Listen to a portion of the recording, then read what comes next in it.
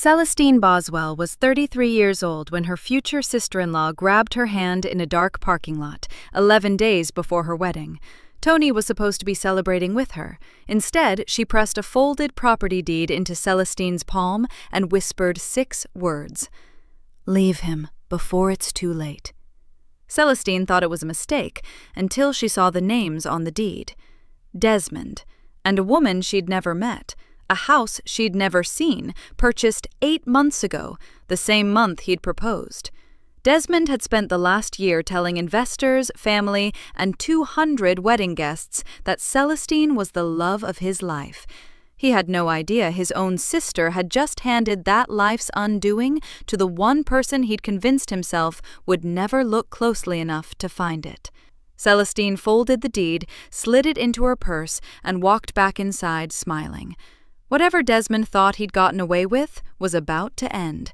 He just didn't know it yet. Before we dive in, comment where you're watching from today. And if stories like this speak to you, hit subscribe because tomorrow's story is even more intense. The Hargrove estate smelled like fresh paint and cut roses. Celestine Boswell moved through the main hall with her clipboard pressed to her chest, eyes sweeping every corner. The caterers had set up the buffet stations along the west wall, just like she'd drawn it. The linens were pressed flat. The chafing dishes were polished and aligned. Every single thing was exactly where she'd put it in her head 3 weeks ago. Marcus. She stopped walking without turning around. A young man in a white server's jacket froze near the appetizer table. "Ma'am?" "Those tongs are backwards. The curve faces the guests, not the wall." "Yes, ma'am." He fixed it fast. She kept moving. This was her rhythm. This was the thing she was best at. Celestine had built Boswell Fine Catering from a single rented kitchen in a strip mall off Peachtree Road 6 years ago. Back then it was just her and a van and a folding table. Now she had 11 full-time staff, a commercial kitchen she owned outright, and a client list that stretched across Atlanta's wedding and corporate event circuit. She hadn't gotten here by being sloppy. She'd gotten here by seeing every detail before anyone else did. "Chef Renee, I need those shrimp towers confirmed for 3 o'clock service, not 3:15. She spoke calmly, moving past the kitchen entrance. "Already on it," Renee called back. Celestine made a small check on her clipboard. Her phone buzzed. She already knew who it was before she looked. "Slammed with meetings, but thinking about you. Can't wait for this to be done so we can focus on us. Honeymoon surprise is coming together nicely." She smiled at the screen, a small, warm smile. Desmond had a gift for appearing right when she needed a soft moment. He was charming like that. The right word at the right time, delivered with just enough ease that it never felt rehearsed. She typed back, 11 days. Don't let me down." His reply was instant. Never. She slipped the phone into her jacket pocket and got back to work. The Hargrove walkthrough wrapped by 2 in the afternoon. She was reviewing the parking logistics with her vendor contact, a compact man named Gerald who handled the rental linens and portable bar fixtures, when he brought it up. "Hey, just so you know, we got that last payment processed fine. The $14,000 came through from your business account yesterday morning." Celestine looked up from her clipboard. "The linen deposit was $3,200. Gerald nodded slowly. "Right, this was a separate line item. Full equipment package, balance due. It cleared yesterday." She kept her face even. "I'll look into it. Probably an admin scheduling mix-up on my end." "Sure, yeah. Just wanted you to know it went through." She wrote herself a note on the bottom of the page. Business account. Verify $14,000 transfer. Admin error? Then she turned the page and confirmed the floral's timeline. She was good at that, compartmentalizing. The walkthrough wasn't over yet. The bridal shower was held at her friend Dana's house in Decatur. String lights in the backyard, mimosas and tall glasses, a pink and gold dessert table that Celestine's own staff had assembled as a gift to her. It was generous and warm and exactly the kind of thing she would have organized for someone else. She let herself enjoy it. There were 22 women in the yard. Her mother, Patrice, held court near the dessert table in a yellow dress, loud and funny in the way only retired bank managers who'd raised children alone could be. Her friends from college, clients who had become genuine friends over 6 years of working events together, and Tony. Desmond's younger sister sat in a cushioned chair near the edge of the string lights, a mimosa in her hand she barely touched. She laughed when the room laughed. She hugged Celestine when she arrived and told her the floral centerpiece was beautiful. But every time someone said Desmond's name, when someone asked about the honeymoon, when Dana made a toast, Tony went still in a way that had nothing to do with being tired. Celestine noticed. She noticed the way she noticed the backwards tongs, the way she noticed the $3,200 discrepancy. She filed it. She kept smiling. She opened gifts and held up champagne flutes and thanked everyone for coming. But she watched Tony. The party wound down around 9:30. Women gathered purses and said their goodbyes in small clusters. Celestine was near the door when Tony appeared at her side. "Walk me to my car?" Her voice was quiet, not unfriendly, just quiet in a way that had weight to it. "Of course," Celestine said. They crossed the yard together without talking. The neighborhood was still and dark beyond Dana's fence, the only sound the soft crunch of gravel under their shoes. They reached Tony's car, a silver Honda parked under an oak tree at the edge of the driveway. Tony stopped. She turned. And then she reached out and took Celestine's hand in both of hers, not gently, but firmly, the way you hold on to something important. "Leave him before it's too late." Her voice was barely above a breath. She pressed something into Celestine's palm, a folded square of paper, thick and official feeling. Then she let go, opened her car door, and was gone. Celestine sat in the dark of her car and didn't move. The party sounds were gone. The backyard lights were still on behind Dana's fence, throwing a thin gold glow through the trees. But out here in the driveway it was just her and the quiet and the folded square of paper sitting in her open palm. Her hands were shaking.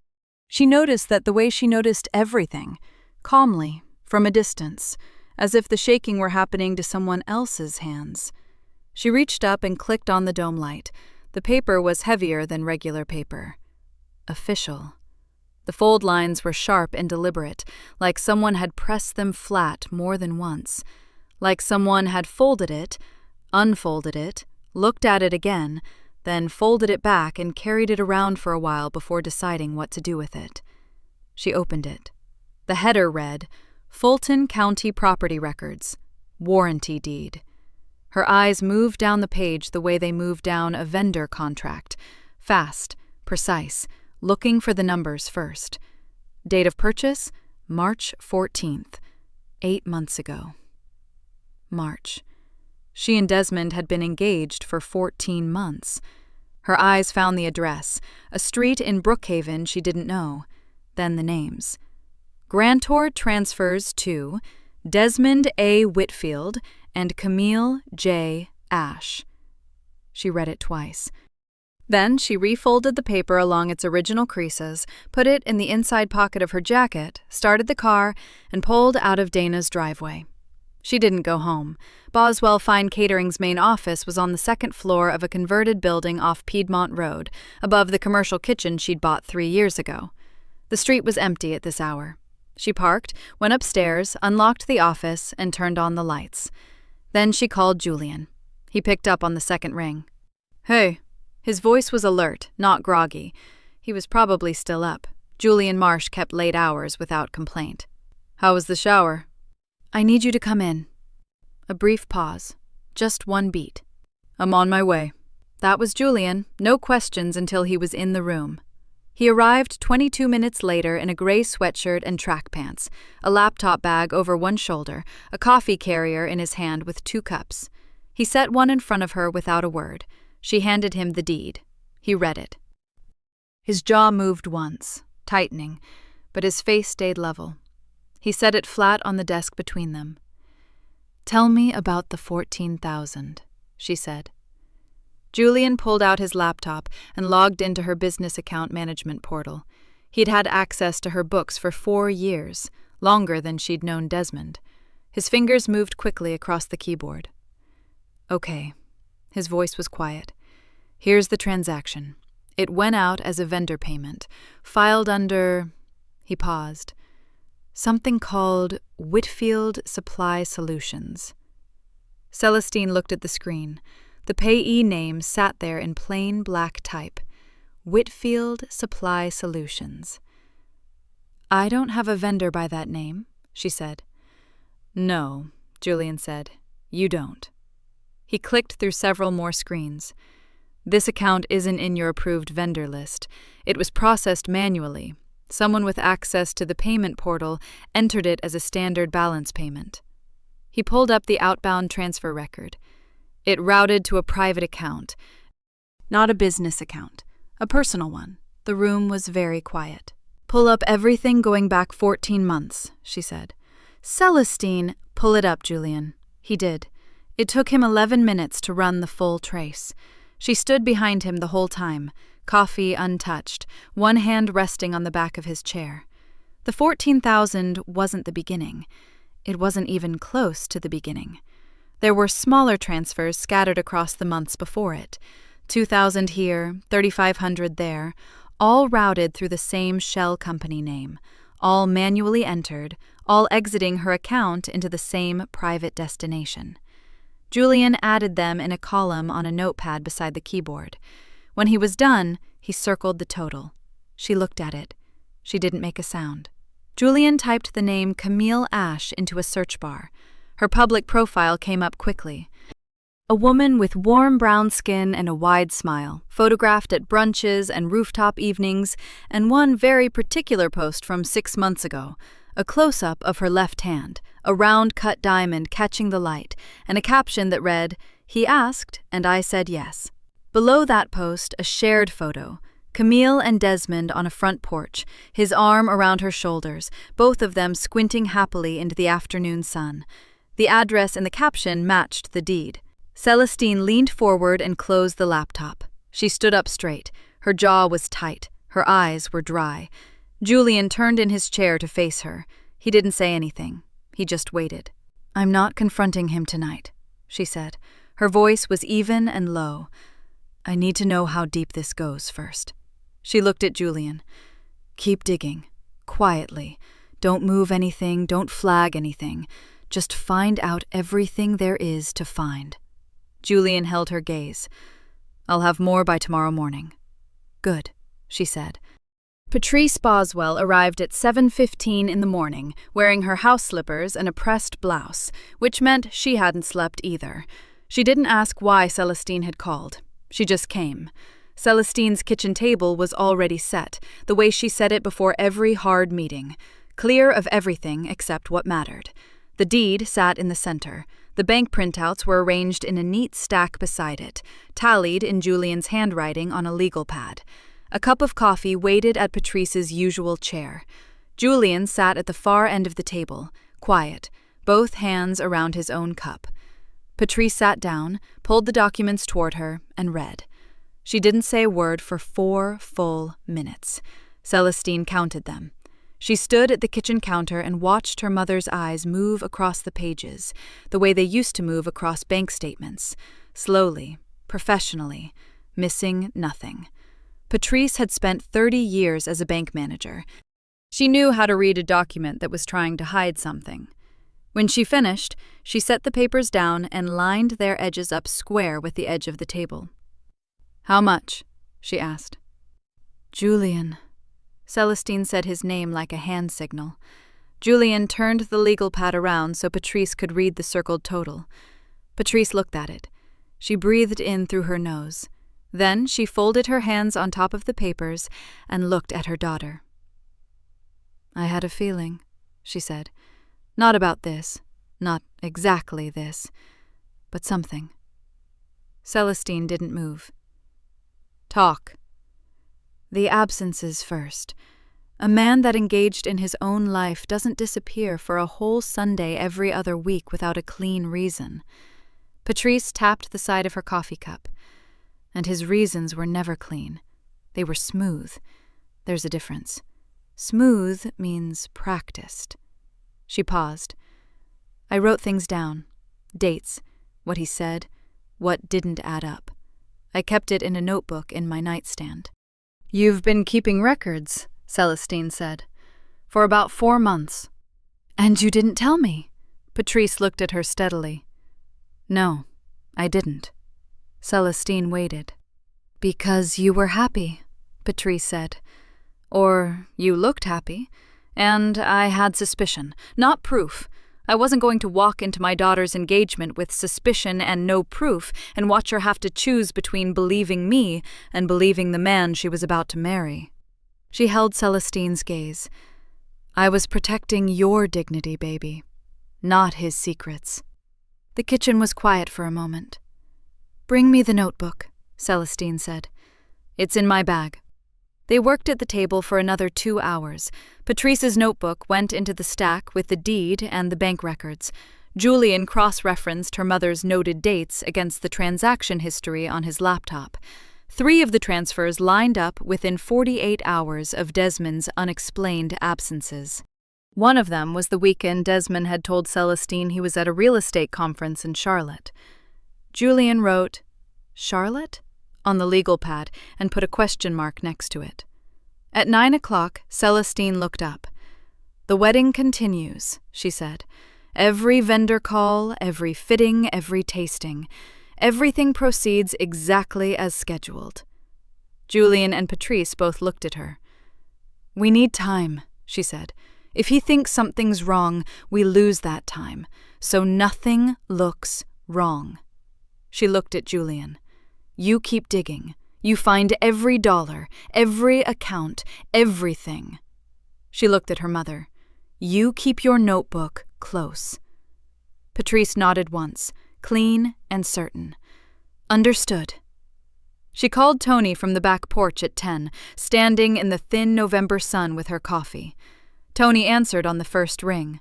Her voice was careful. "Celestine?" "I got it," Celestine said. "I see it. All of it." A long exhale from Tony's end, like she'd been holding her breath for days. "Thank you," Celestine said, and she meant it the way she meant everything, fully, without decoration. "I'm sorry," Tony said quietly. "I'm so sorry it's real." "I know you are." Celestine kept her voice even. "I need you to keep watching, from inside. Don't change how you act around him. Don't ask him anything different. Don't give him any reason to think something's shifted." She paused. "Can you do that?" "Yes," Tony said, no hesitation. "Good. I'll be in touch." She hung up and stood in the sun for another minute. Then she went back inside. She texted Desmond at noon. "Hey, you. Florist confirmed the centerpieces this morning. You still thinking ivory or cream for the chair sashes?" His reply came 7 minutes later. "Cream, baby. Ivory's too cold. You always have the best eye for this stuff." She read it once, set the phone face down on the counter. She could do this. That night, after Julian went home and Patrice fell asleep on the couch, Celestine sat at the kitchen table with her planner open to the week ahead.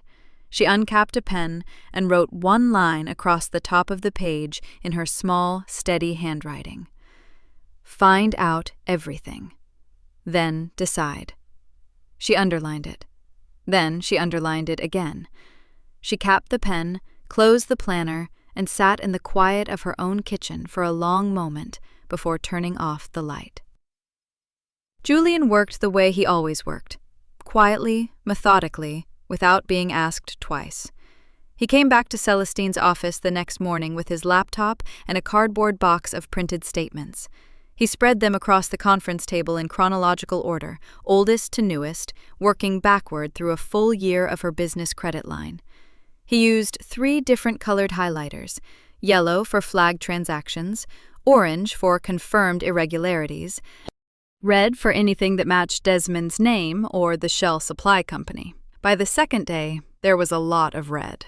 Celestine ran her business from the front office, while Julian worked in the back. She took vendor calls and confirmed linen orders and discussed a corporate luncheon with a new client. She did all of it in her normal voice. If anyone noticed something was off, they didn't say so. At 4 in the afternoon on the second day, Julian appeared in her doorway. He didn't say anything at first. He just held up the legal pad, where he'd written a new number at the bottom, circled twice. Celestine looked at it. She set down her pen. "Close the door." He walked her through it at the conference table, page by page, the way she imagined he must have walked through numbers alone at night. Carefully, with no drama, just the facts laid bare. It wasn't $14,000. It had never been just $14,000. That first flag transaction was simply the one that had surfaced. Underneath it, stretching back 13 months, Julian had found a slow, deliberate bleed. Small transfers at first. $600 routed through the shell company in October of last year, $1,100 in November, then larger ones, $3,000, $4,000, spaced out just far enough apart to avoid triggering her bank's automatic alerts. All of it moving through the same ghost account, dressed up with different vendor labels each time. Office supplies, equipment maintenance, contract labor. $61,400 total. He knew exactly what he was doing, Julian said. His voice was flat and controlled. These amounts and the spacing, that's not sloppy. Somebody thought about this. Celestine nodded. She was looking at the highlighted statements, not at Julian. Her eyes moved down the columns the same way her mother's had moved across the deed. Slow, precise, missing nothing. "The renovations on the other house," she said. "That's where most of it went, based on the timing." Julian turned to his laptop and pulled up a series of screenshots.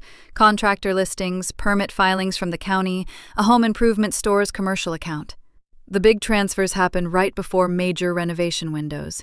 New HVAC in the spring, kitchen work over the summer. "He was building her a home," Celestine said, quietly, like she was simply stating a fact about weather. "Celestine, keep going." Julian pulled up another tab, a jeweler's Instagram page, a boutique on Peachtree Road that Celestine knew. She'd walked past it 100 times. He turned the laptop toward her and pointed to a post from 8 months ago. A cushion-cut diamond in a platinum setting, photographed against white velvet. The caption read, "Custom bridal commission, delivered to a very happy client." She recognized the stone immediately. The exact cut, the exact setting. She had been standing right there when Desmond pointed to it in the display case and asked her what she thought. "That one's stunning, baby. You think it suits you?" And she had said yes. She'd touched the glass case with one finger and smiled. "He used the same account," Julian said. "The timing matches a withdrawal the same week." Celestine pulled the laptop a little closer. She looked at the photo for 3 seconds. Then she pushed the laptop back. "2 rings," she said. "Same money, 2 women." The room was very quiet. Patrice arrived at 5 with her notebook. She sat across from Celestine and opened it to the first page without being asked. The entries went back 14 months. Her mother's handwriting was small and precise. Dates in the left margin, notes beside each one. February 3rd. Said he was at a property walkthrough, home after midnight, no details when asked. February 17th. Missed Sunday dinner again. Excuse was a client emergency. No follow-up mentioned. It went on like that, page after page, entries stacking up like a slow and steady case being built against a man who thought no one was paying attention. "You started this 2 months before he proposed," Celestine said. "The instinct came before the proposal." Patrice kept her hands folded on top of the notebook. "He proposed, and I thought, maybe I'm wrong. So I kept going." "You weren't wrong."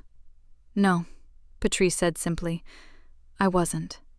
Celestine sat with that for a moment. Then she looked at Julian. "Start organizing all of it," she said. "The statements, the transfers, the permit filings, everything in one place, clean and dated, with a clear paper trail." She turned to her mother. "I need your notebook in that file too." Patrice nodded. Celestine pressed her palms flat against the table. "This isn't just heartbreak anymore," she said. "This is fraud." She looked at her mother directly. "I need you to help me prepare everything for the bank's fraud department. You know how that process works. I need it done right." Celestine smiled through all of it. That was the part that surprised her most. How easy it turned out to be. She had always been good at composure.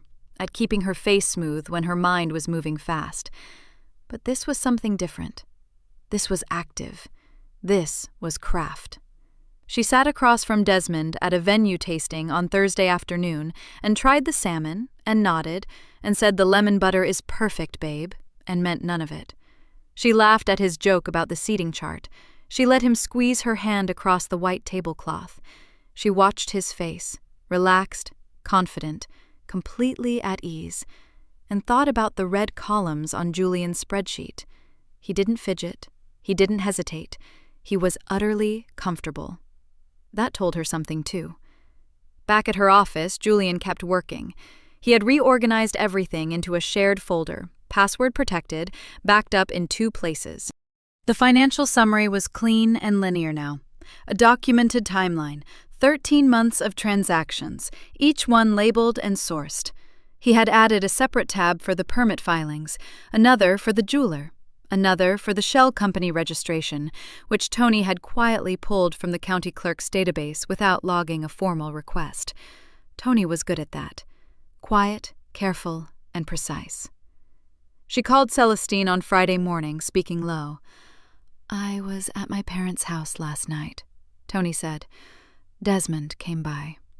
Celestine set down her coffee. "Go ahead." "He and Daddy were on the back porch. I was in the kitchen. I don't think he knew I was still there." A pause. "He was talking about you." "What did he say?" Tony's voice went tight. "He said Camille doesn't ask questions the way you do. Said you're—" he used the word thorough, like it was a problem. Another pause. Then he said he'd handle things after the wedding. That's the exact phrase. Handle things. Celestine looked at the wall across from her desk. A framed photo of her first big event hung there. A corporate gala. 200 guests. Everything perfect. She had been 27. She'd worked 18 hours that day without sitting down. Did he say what that meant? Handle things? No, but he sounded settled about it, like it was already decided. "Thank you, Tony." "Celestine." "I'm okay," she said. "I'll call you later." She set the phone down and stared at the framed photo for a long moment. Then she walked to the back office where Julian was working. She told him what Tony had said, word for word. Julian listened without interrupting, the way he always did, his hands still on the keyboard. When she finished, neither of them spoke for a moment. Then Julian said, carefully, "He wasn't planning to choose." "No," Celestine said. "He wasn't." It settled over her like cold water. Not fast, slow. Because once you looked at all of it together, it wasn't even complicated. The math was simple. Celestine came with a business, a credit line, connections in Atlanta's event circuit, and a reputation that opened doors. Camille came with a house he'd furnished with Celestine's money, and a relationship he preferred. He had never been torn between 2 women. He had been building 2 separate functions, and she was one of them. The wedding wasn't a choice. It was a transaction. He planned to marry her, drain the last of what was useful, then find a quiet way out, an annulment, some manufactured conflict, whatever got him clear, within a year. Back to Camille, back to the house on the other side of the city, the one with the new kitchen and the HVAC system her business had paid for without her ever knowing. Thorough, he'd called her. He'd said it like a complaint. "He thought I wouldn't figure it out in time," she said. Julian looked at her. His jaw was set. He was wrong. "He was," she agreed. And then she was quiet again, because underneath the clarity there was something else, a dull, deep ache that she wasn't ready to name yet. Not grief, exactly. Something more like the feeling of looking down and realizing the floor had never been as solid as you thought, and knowing you had walked across it for over a year. She let herself feel it for exactly 30 seconds. Then she straightened up. "I need to talk to Camille," she said. Julian looked up. "You sure about that?" "She thinks she's his fiancée," Celestine said. "She doesn't know I exist. Whatever she thinks about us, about him, it's because he told it to her that way." She crossed her arms, thinking it through. I need to know what she knows. I need to see the full picture before I decide how this ends. And if she runs back to him? She won't, Celestine said, because I'm going to show her exactly what I showed you. Julian held her gaze for a moment. Then he nodded, slow and certain. Celestine reached for her phone and pulled up Tony's number. I need your help with something, she said when Tony picked up. I need to meet Camille Ash, face to face, just the two of us, somewhere Desmond will never hear about. She kept her voice even. Can you help me make that happen? The coffee shop was called Birch and Ground. It sat on a quiet corner in Kirkwood, far enough from Midtown that neither of them was likely to run into anyone they knew. Celestine had picked it deliberately, the kind of place where nobody looked up from their laptop, where the music was low enough to talk and loud enough to cover it. She arrived 10 minutes early. She took a corner table, back to the wall, sightline to the door. Old habit. She ordered a black coffee she didn't plan to drink and set her leather folder on the table in front of her. Inside it, the deed, the bank summary Julian had printed and organized, and 2 photographs. One of Camille's ring from the jeweler's Instagram, one of Celestine's own ring from the night Desmond had proposed. Same stone, same setting, different woman's hand. She folded her hands on top of the folder and waited. Camille Ash walked in at exactly 10 o'clock. She was pretty in an easy, unstudied way, natural hair pulled back, a linen jacket, small gold earrings. She scanned the room once, found Celestine's eyes, and stopped for just a fraction of a second before walking over, guarded, spine straight, moving like a woman who had decided she wasn't going to let anyone see her be afraid. Celestine recognized that walk. Camille, she said simply. Celestine. Camille sat down, set her bag in her lap, and didn't order anything. She looked across the table the way you look at something you're not sure is dangerous yet. Tony said you needed to talk to me. She didn't say much else. I know, Celestine said. That was my choice, not hers. A short silence. You're his ex, Camille said, not a question. The way she said it had a practiced sound to it, like something she'd been told enough times it had become a fact in her mind. He said you two still cross paths because of business, that it's complicated, but handled. Celestine looked at her steadily. Is that what he told you? He said you've been done for 2 years. We've been engaged for 11 months, Celestine said. Our wedding is in 9 days. The color left Camille's face, not slowly, all at once, like something had been pulled out from under her.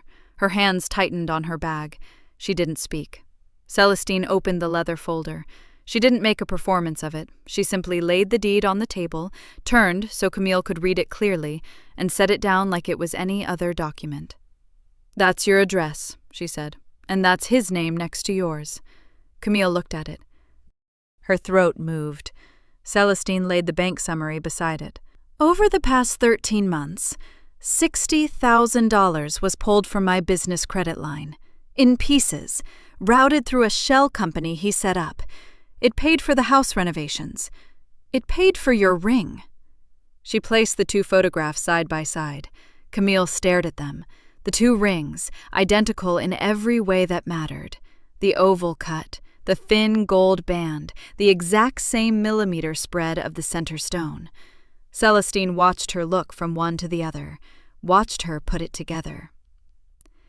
He took me to that jeweler, Camille said quietly. Her voice had gone flat. He said he'd been saving. He made a whole... She stopped, pressed her lips together.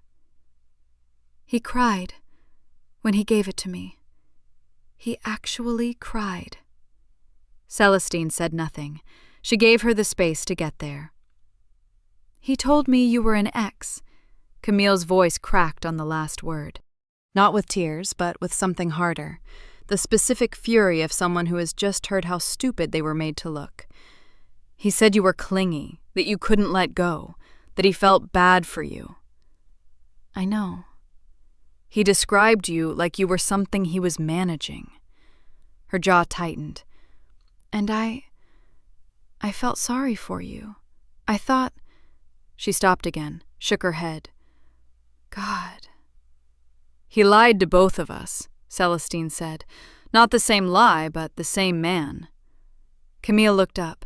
Her eyes were bright, but her face was still. What do you want from me? The truth, Celestine said. The full shape of it. I need to know what you have, and what he told you about his plans. She paused.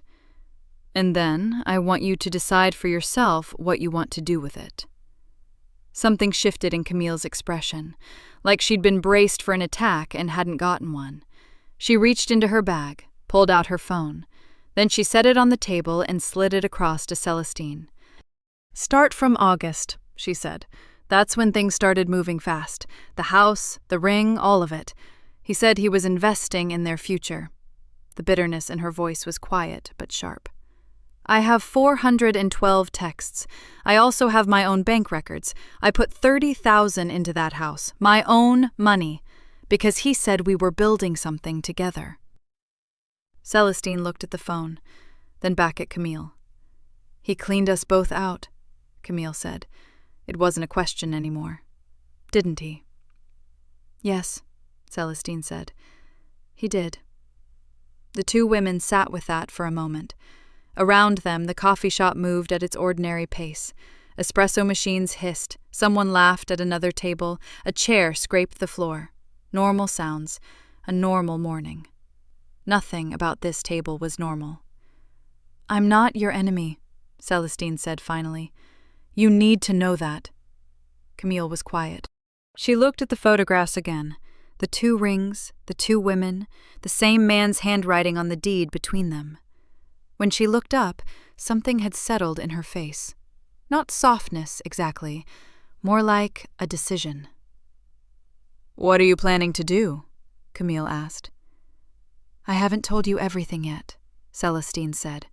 But when I do, I want to know if you're willing to be part of it. She held her gaze. Your texts, your bank records, you, in person, if it comes to that. Camille didn't hesitate long, maybe 3 seconds. Tell me the rest, she said, and then tell me where you need me to be. Celestine reached into the folder one more time and produced a clean sheet of paper. She pushed it across the table along with a pen. Write your number down, she said, and I'll write mine. Camille picked up the pen. Her hand was steady now. The call started at 7 sharp. Celestine had set up her laptop on the kitchen table, the same table where she'd spread the deed out in front of her mother 10 days ago. Now the screen showed 4 faces in a grid. Julian from his home office, Tony parked in her car somewhere quiet, Camille in what looked like her bedroom. Patrice sat across from Celestine in person, reading glasses on, a yellow legal pad in front of her. Let's go through it, Celestine said. All of it, one more time. No one argued. No one made a joke to cut the tension. They just listened. Patrice went first. She slid a manila envelope across the table toward Celestine without looking up from her notes. Fraud documentation is complete. $61,200 in unauthorized transfers, traced and dated. I submitted everything to the bank's investigations department this afternoon. She pulled off her glasses and set them down. They confirmed receipt. The formal review will begin processing Thursday. Thursday is the wedding, Julian said. Yes, Patrice said simply. It is. That was all she said about timing. She didn't need to say more.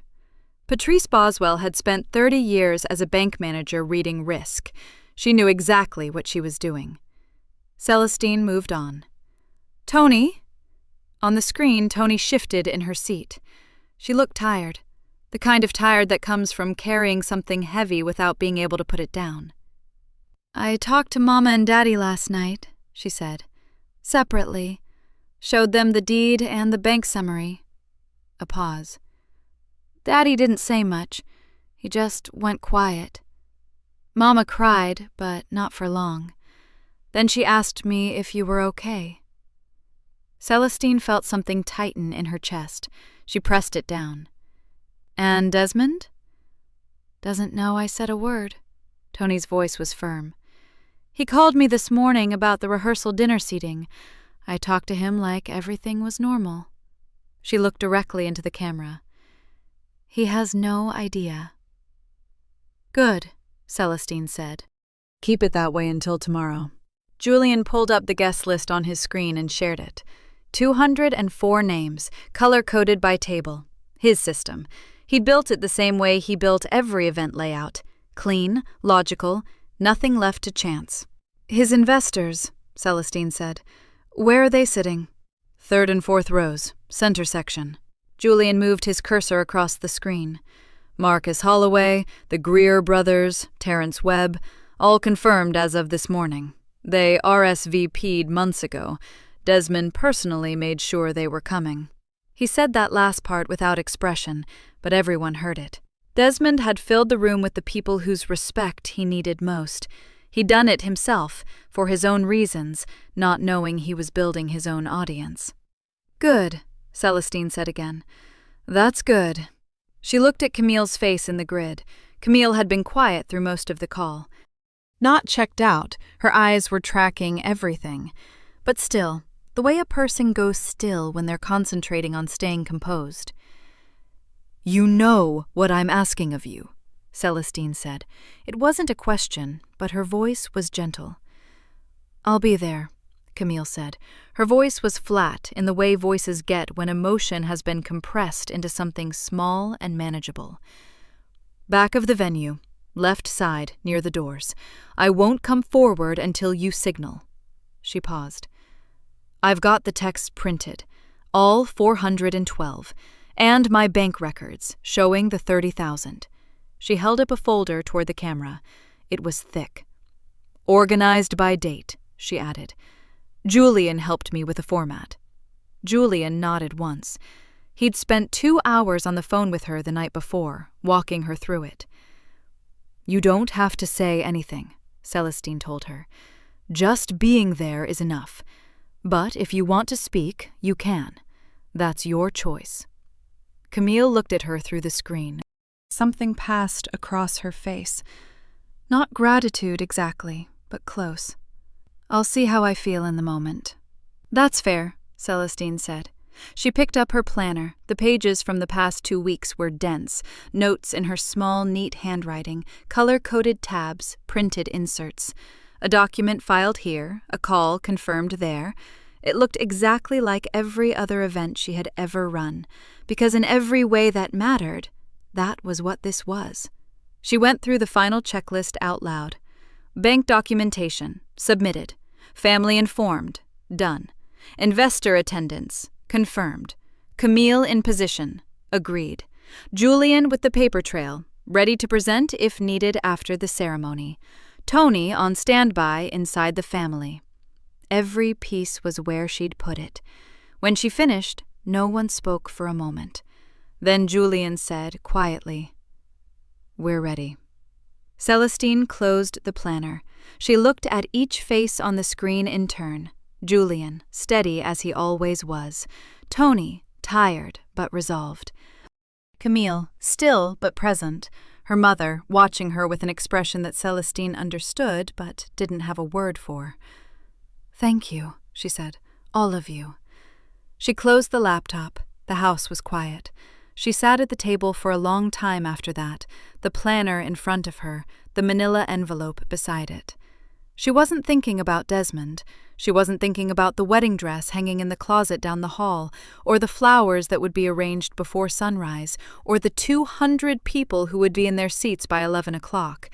She was thinking about the checklist, running it again, looking for the gap she might have missed. There wasn't one. Julian came in from the other room. He'd been there all evening. She told him he didn't have to stay, he'd stayed anyway, and set a glass of water on the table beside her. She looked up at him.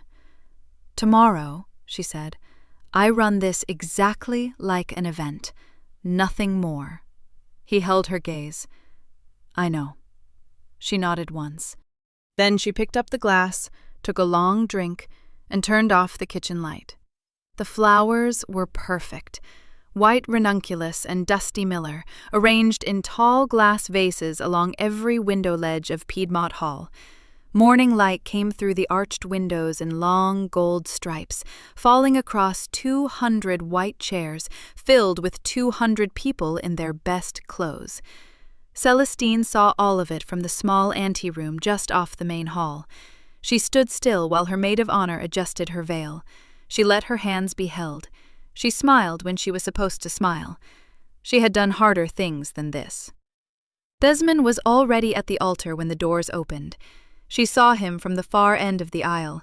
He was wearing the navy suit they'd picked together, a white pocket square, his good shoes. He looked the way he always looked in public, polished, easy, the kind of man a room automatically trusts. His smile widened when he saw her. She walked toward him at the right pace. Not too slow, not too fast. She was thinking about the checklist. She took her place across from him. He reached for her hands. She let him take them. "You look incredible," he murmured. "Thank you," she said. Her voice was even, her hands were steady. She watched his face and saw nothing there but confidence. Complete, unclouded confidence. He had no idea. Not even a flicker. She had known that would be true. She'd planned around it. But seeing it up close, the ease of him, the warmth of his smile, the way he held her hands like he'd already won, settled something in her chest like a key turning in a lock. She was ready. The officiant moved through the opening, a prayer, a welcome, a passage read by Desmond's cousin from a podium to the left. Celestine listened to every word. She watched the guests from the corner of her eye. Desmond's parents in the front row, his mother dabbing her eyes already. The Greer brothers and Marcus Holloway in the third row, ties straight, programs in hand. Patrice, 4 seats down, reading glasses folded in her lap, perfectly still. Tony, at the end of the second row, eyes on Celestine. Julian, just inside the side door, a leather portfolio under his arm. Everyone in position. The officiant turned to Desmond. "Desmond, are you prepared to speak your vows?" "I am," Desmond said. He squeezed Celestine's hands and looked directly at her, that smile steady and sure. Celestine spoke first. "I'd like to say something," she said. Her voice was clear and calm, and it carried, the kind of voice that filled a room without raising itself. "Before we do the vows, I need to say something." A small ripple of surprise moved through the guests, the kind that isn't sure if it's allowed to be uncomfortable yet. Desmond's smile held. Barely. "Celestine, it won't take long," she said. She released his hands. She reached into the small interior fold of her bouquet, Julian's addition to the design, suggested 2 days ago, and withdrew a folded set of papers. She opened them slowly. Her hands did not shake. 8 months ago, she said, Desmond co-signed a mortgage on a house on Briarwood Drive. He did not tell me about it. The co-signer was a woman named Camille Ash. She paused, just long enough. He told Camille that I was an ex-girlfriend he still had to see for business reasons. The ripple became a wave. Whispers broke out on both sides of the aisle. Over the course of the past year, $61,200 was transferred out of my business accounts through a shell company Desmond created without my knowledge. That money funded the house. And a ring. She held up one of the pages, a printout of the jeweler's photo, the stone she had helped Desmond choose, the stone she'd believed was hers. The same stone, purchased twice, with the same money. She held the papers out to the officiant, who took them with wide, uncertain eyes. She placed a second copy on the arm of the front pew, directly next to Desmond's father. Desmond's hand closed around her wrist. Not hard, but close. "Baby," he said, low and urgent, the smile gone now. "This isn't... You don't have the full picture." "I have all of it," she said. At the back of the venue, the doors opened. Camille walked in. She wore no ceremony, no drama, just a dark dress, her folder held at her side, and an expression that had moved past hurt and into something quieter and harder. She walked down the left side of the aisle with her chin up and stopped 10 feet from the altar. "My name is Camille Ashe," she said to the room. Her voice was controlled, if not entirely steady. "He asked me to marry him 6 months ago. He told me he loved me. He told me I was the only one." She looked at Desmond directly. "I have 412 text messages and $30,000 in shared expenses that prove I believed him." Desmond stepped back. Just one step. But everyone saw it. "That's not... She's lying. She's..." He turned to the guest, spreading his hands, reaching for the version of himself that Rooms had always trusted. "You all know me. Come on. You know me." Nobody moved toward him. His father stood up. Harold Whitfield was a quiet man. He had not said much in the front row, had only sat there with his jaw tight and his hands folded in his lap. But he stood now, and when he spoke, his voice came out rough and low, the way a voice sounds when the owner is working very hard to keep it controlled. "Desmond," he said, "sit down." The venue erupted, not in shouting, in that dense, cresting wave of whispered voices that fills a room when 200 people all react at once. Chairs shifted, programs dropped. Somewhere in the third row, a chair scraped back hard against the floor. Celestine stepped back from the altar. She had said everything she came to say. The Greer brothers left first. Celestine noticed because she was watching for it. They didn't make a scene. They simply stood, both of them at the same time, gathered their programs, and walked out through the side door without speaking to anyone. One of them had his phone out before he even cleared the row. Marcus Holloway followed 2 minutes later. He paused at the end of the aisle, glanced back at Desmond, then looked at the papers still sitting on the arm of the front pew. He picked one up, folded it into his jacket pocket, and walked out. That was all she needed to see. The venue never fully quieted down after that. People stayed, but the ceremony didn't. There was nothing left to perform. The officiant stepped back from the podium. Guests gathered in small clusters, voices low. Desmond's aunt had started crying. Not for Celestine. For the version of Desmond she thought she'd known. Desmond himself stood at the altar for too long. He tried, once more, to say something. He started a sentence about misunderstandings, about context, about how things looked versus how they were. His voice had lost its ease. It was just sound now, no warmth behind it. His mother reached over and put her hand on Harold's arm. Harold did not look at his son. He kept his eyes forward, jaw set, chin down, like a man sitting with something that cost him. Tony was already beside Celestine. She didn't say anything. She just stood there, close enough that their shoulders touched, and that was enough. The call from the bank came 4 days later. Patrice delivered the news at Celestine's kitchen table, the same way she delivered everything, directly, without extra words. A fraud investigator had contacted Desmond for formal questioning. The documentation Patrice had submitted was thorough enough that the investigation had opened within 48 hours of the wedding. The unauthorized transfers, the show company, the routing, all of it was now in the hands of people whose job was to follow money and ask hard questions. "They'll want a statement from you," Patrice said, placing a business card on the table. "I already told them you'd call by Wednesday." Celestine picked up the card, turned it over once, set it back down. "I'll call today," she said. The investors went quiet publicly, but Julian heard things through the event circuit.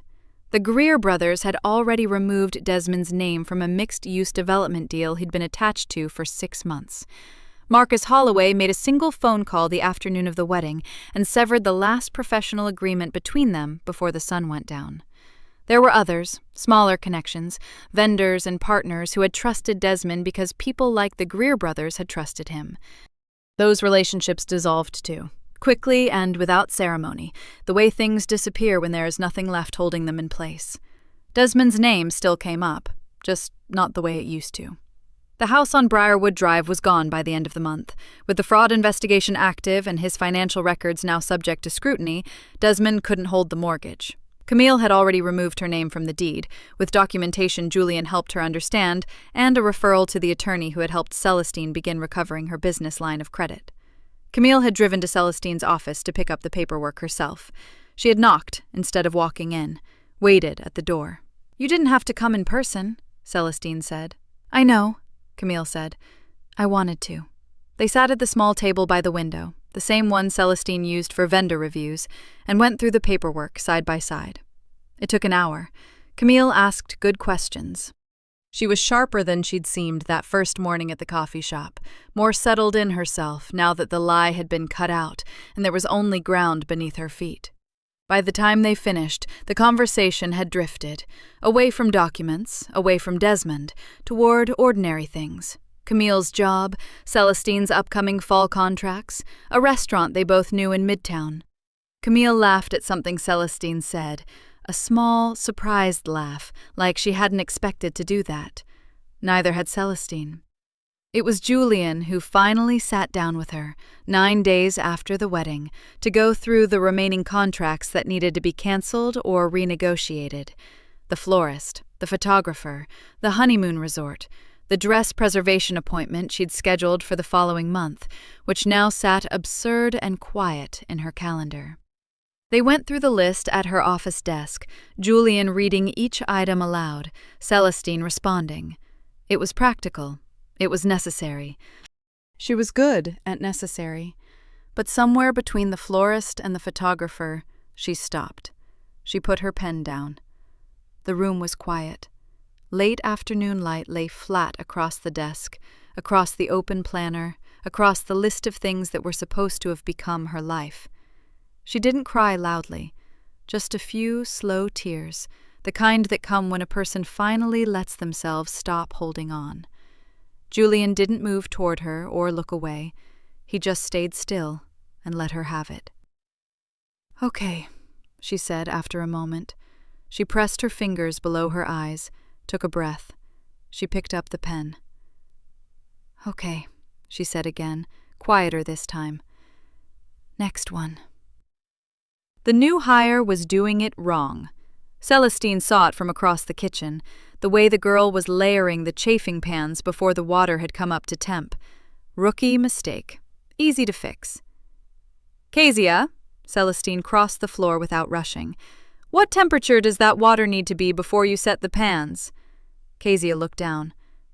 160? 165, and it needs to hold there for 2 full minutes before the food goes in. If it drops, everything above it drops. You follow? "Yes, ma'am." "Don't ma'am me." Celestine adjusted the dial herself, then stepped back. "Just get it right." Kezia nodded, focused now. Good. That was all Celestine ever wanted from anyone. Not perfection, just attention. She moved back toward the prep station, checking her clipboard. 6 bookings in the next 3 weeks. 2 corporate lunches, 3 weddings, and a retirement dinner for a federal judge that a client had referred through someone named Camille Ash. That referral had come in on a Tuesday, same as always, with a short text that just said, "Judge Harmon's wife called me, sending her your way. She's not easy, but you're not either." Celestine had smiled at her phone for a long moment before she typed back. The kitchen was bigger now. Not by much. She hadn't chased square footage for its own sake, but she'd taken on the adjacent suite 8 months ago when the tenant moved out. New prep space, a second oven line, a walk-in that could actually hold a full wedding weekend without creative stacking.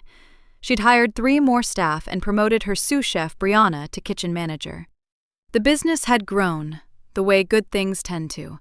Not explosively, but steadily, on the back of a reputation that had been built one clean event at a time. The wedding day story had never made it online. Celestine had made sure of that.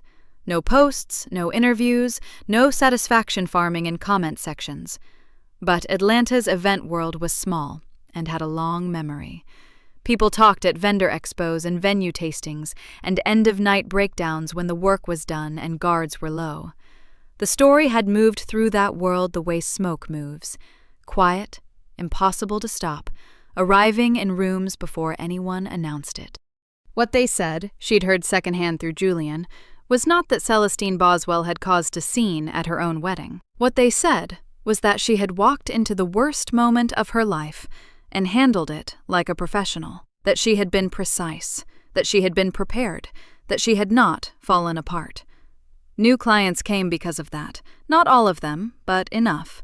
A certain kind of client, the kind who were trusting her with the most important days of their lives, wanted to know that the person running their event would not break down under pressure. Celestine had answered that question in front of 200 people. She had not sought that reputation, but she kept it. Julian was waiting for her in the front office when the last of the staff clocked out. He had a box from the bakery 2 blocks over, the almond croissants she liked, even though he always pretended he'd just grabbed them without thinking. He'd been pretending that for about 3 months now, since the first time, and she had not said anything because she liked the ritual of it. She liked most things about him, she had discovered. Not with surprise, she had always known, somewhere underneath the daily machinery of friendship and work, that Julian Marsh was a good man.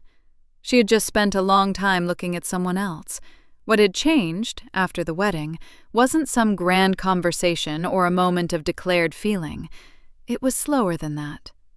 It was him sitting still across from her while she cried over a florist cancellation. It was showing up the next week with coffee, and the week after that with the books for her new quarterly review, and the week after that with nothing at all, just himself, steady and unhurried, like a person who had nowhere else to be. One evening in late spring, she'd told him she was glad he'd stayed. He'd said he wasn't going anywhere. That was enough. Tony had come by that past Sunday, same as she usually did. She brought the good wine and complained about her parking spot, and stayed for 4 hours longer than she said she would.